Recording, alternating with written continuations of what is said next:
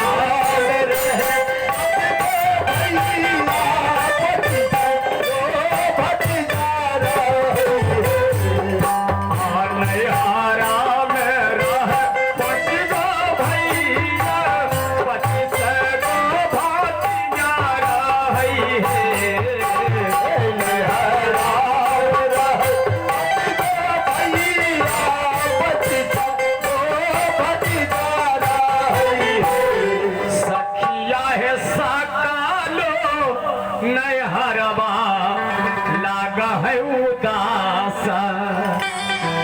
आज यह भवन एक मैया के बिना कितना सुना लग रहा है।